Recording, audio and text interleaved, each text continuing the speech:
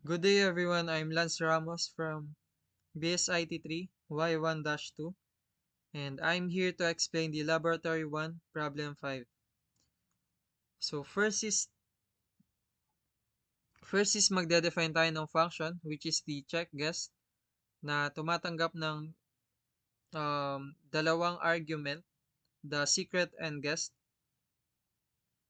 So next, block of code natin is gagamit tayo ng tatlong conditional statement na si if, elif, and else. So first one is gagamit tayo ng less than operator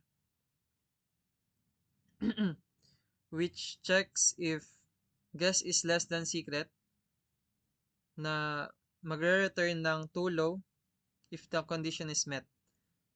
Second one is the elif where the guess should be greater than secret. So kapag ganito naman, it will return too high. So and lastly, kapag no condition are met sa dalawang naunang condition, it will return correct.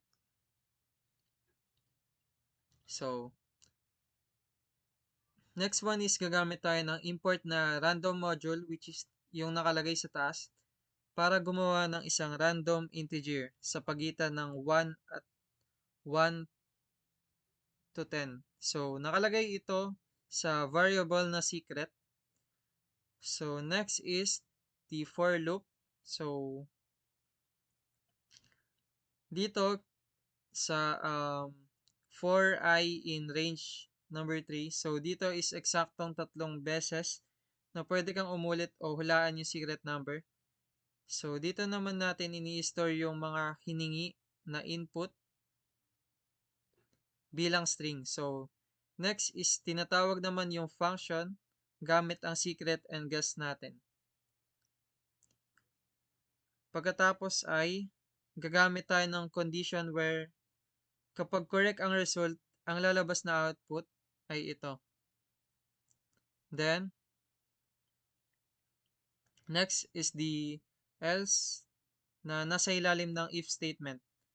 So kung ang hula naman ay hindi tama, so ang output lang nito ay ang feedback na nasa result and the loop will continue. So ang panghuling else ay nakakabit direct sa for loop. So ito ay magra-run lang kapag natapos ang loop or yung 3 chance. So ito yung lalabas nun kapag natapos na yung 3 chances.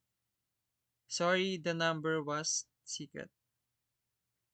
Yan, doon na sasabihin yung randomized number.